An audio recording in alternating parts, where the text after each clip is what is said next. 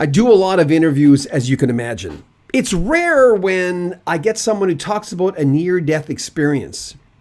He was on the table and he could see people operating on him. He could hear what people were saying. He could hear what the folks were saying in the room.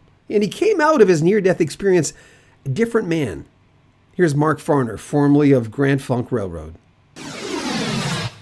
Well, my wife was with me, and thank God she was. We were in Detroit at the Renaissance Center and at the hotel there, and woke up in the morning, and she was in, doing her morning thing. And when she came out of the bathroom, my arm had shot up in the air, and my body was starting to go into convulsive actions and things. So she gets on the phone, and they get the paramedics up there, got me on oxygen, and then they put me in an ambulance to take me over to the hospital. And that morning, I didn't realize that I had this bundle branch block, which restricts the nerve from getting to the branch of nerves that cause the constricting in the heart to squeeze the blood, from the lower ventricle up. And that is what failed on me, my electrical. My plumbing is good, but my electrical failed. And when they got me on the gurney in the emergency room, and I'm laying there on an external pacemaker, and they had hit me with so much juice that it almost knocked me out. It hurt so bad. And I hollered out, and my wife came in from the other room. She come running in, and what's the matter, honey? I said, they hit me with so much juice, and just as I'm saying it, they do it again, and I died right there. And that was the first time. And, they revived me. There's a guy that came in, another guy who came in and actually revived me.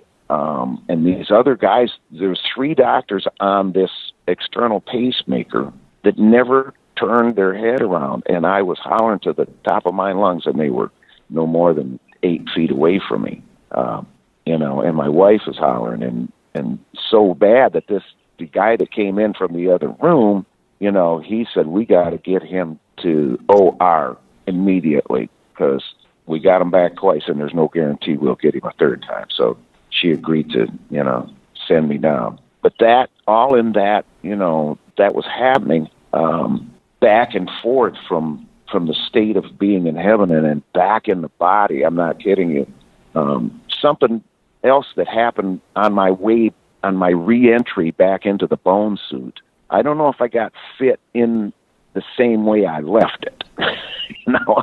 It might be just a little bit out of, I got to stretch into something. I never played slide guitar prior to leaving. I never tried it. I mean, a friend of mine tried to show me one time. I said, nah, man, I don't like, tuning it to a chord and playing that. I can't go there in my mind. I'm too used to the regular tuning. So anyway, I can play slide now. I put it on my pinky and I play in regular standard tuning, and it works.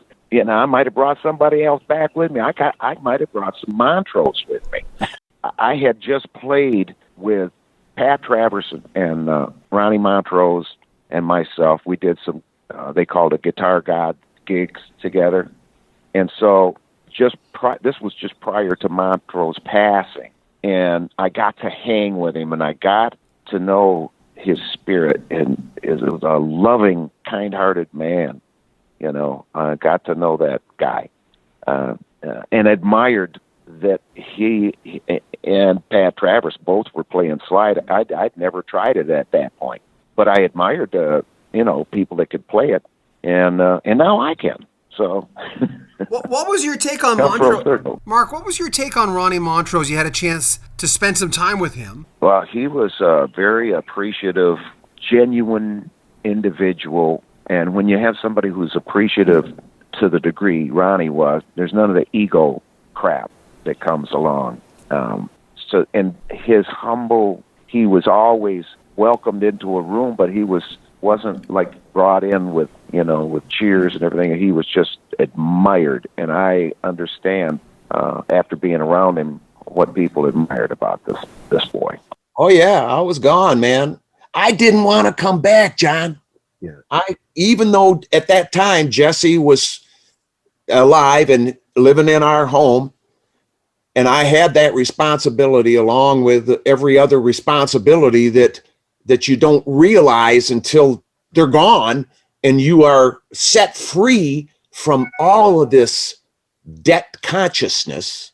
And that was really like the revelation of that spirit. But I'm sorry that I can't bring more of that nature to this body. But it's, somebody said it like, it'd be like trying to plug a 110 house fan that, just cool the room with, plug it into 220. It'd be go, that's it, gone. Well put. Overload. Yeah. Have you talked to other people with NDEs, near-death experiences? You must have talked to, people must have come up to you and said, oh my God, what are those conversations like? Well, a lot of people didn't get the same thing I got, but we all, the ones that I've spoken with, we are enamored by that experience.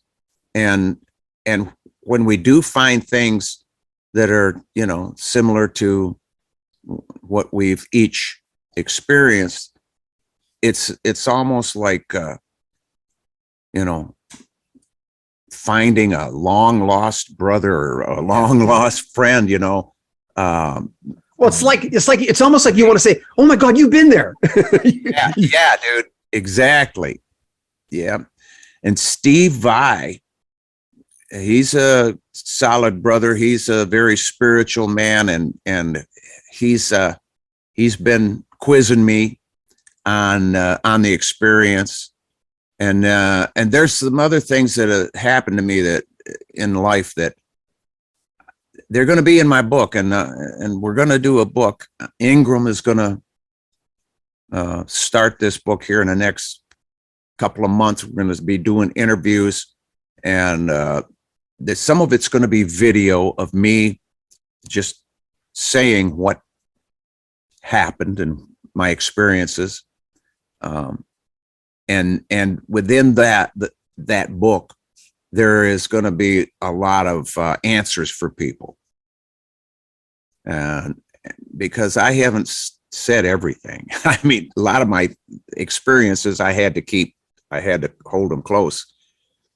My mother, when we first saw the flying saucer across the street from our house, she turned around, she says, "Don't you guys say anything to anybody, because they will think you are crazy."